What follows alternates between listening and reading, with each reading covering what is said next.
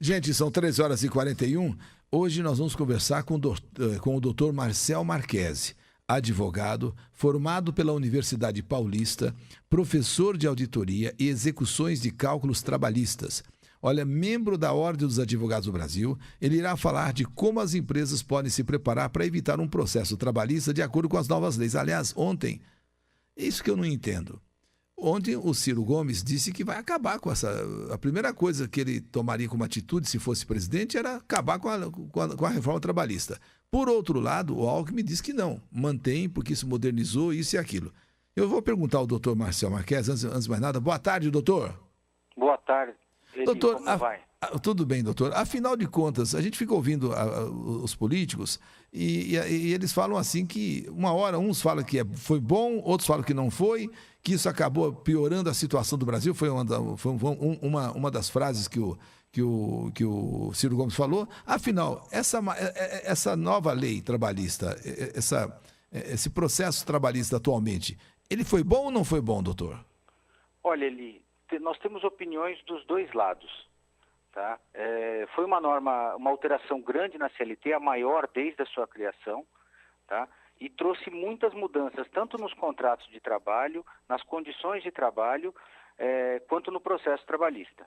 Certo. Eu vejo com bons olhos, tá? E foi uma modernização para adequar e criar um pouco mais de empregos.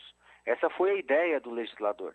Mas teve umas mudanças primordiais que geraram insatisfação, tais como a extinção da contribuição sindical, tá, que o empregado não precisa mais contribuir para o sindicato anualmente, que gerou uma insatisfação não só dos órgãos de classe, os sindicatos, como das pessoas em geral. A negociação coletiva, que agora você pode negociar diretamente com a empresa, sem o sindicato, e isso gera um risco, segundo os críticos, para a legislação em si. Certo. Agora, doutor, e quais são os principais, então, impactos dessa reforma trabalhista na área corporativa e jurídica? Veja só, um dos principais impactos é a negociação individual, que você pode adequar a condição da sua empresa à condição, à legislação. Então, se você tem um ponto específico na sua empresa que você precisa consertar, você pode negociar diretamente com o sindicato. Tá?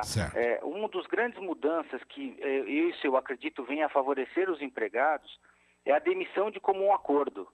Porque antigamente a pessoa queria pedir demissão, mas ela quer levantar o fundo de garantia, ela quer o seguro-desemprego, e aí a pessoa, poxa, me manda embora, não manda embora. Agora existe uma modalidade que é a demissão de comum acordo, onde ele levanta parte do fundo, o empregador aceita a demissão e ele levanta parte do fundo e ele consegue sair como indenização da empresa.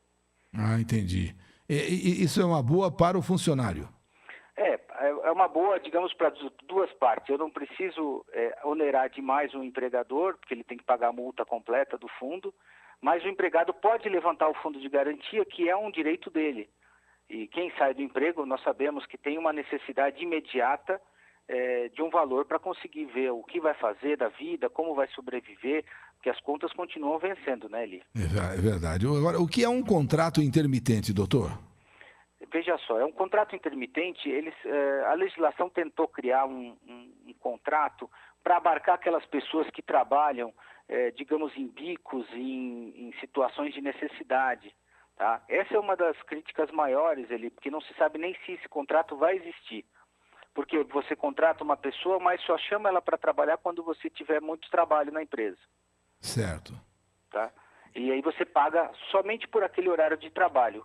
Mas gera uma insegurança para o trabalhador, que ele não sabe quando ele vai ter trabalho e salário ou não. Ah, entendi.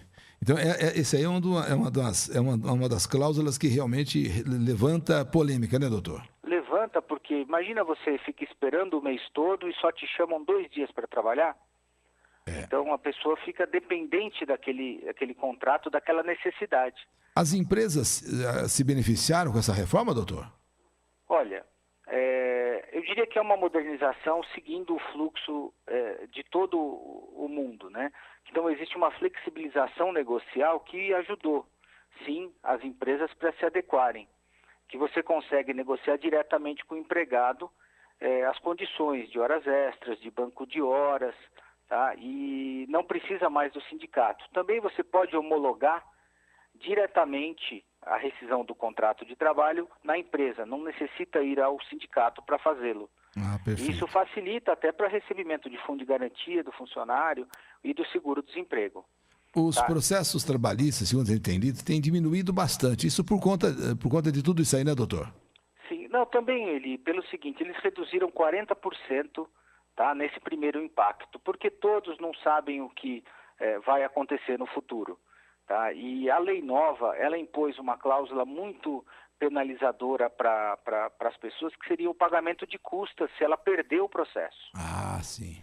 Então a pessoa fica com medo de entrar com a ação e perder o processo. Mas os direitos continuam. As pessoas têm que pleitear, têm que solicitar quando o seu direito for lesado. Agora, doutor, quais seriam as principais recomendações que o senhor daria? Primeiro, para trabalhadores, dentro dessa reforma trabalhista. Eu digo de coração aberto a todos, que participem das negociações, que envolvam os funcionários que estiverem trabalhando com você, porque o que for negociado hoje pode ser que seja depois cobrado de você, empregado. Então, não assine qualquer coisa, tente escrever e assinar, ficar com uma cópia de tudo que você tem, tá? Envolver o sindicato no que você precisar e tiver dúvidas e colocar tudo no seu contrato de trabalho. E quanto às empresas, quais as recomendações, doutor? A recomendação é porque, como é uma lei nova, ser muito cauteloso nas suas atitudes. O mais importante para as empresas é você ter o bom senso, tratar bem o seu empregado, que é a pessoa que lhe ajuda ao crescimento da empresa. Utilizar também os sindicatos para negociar assuntos delicados, tá?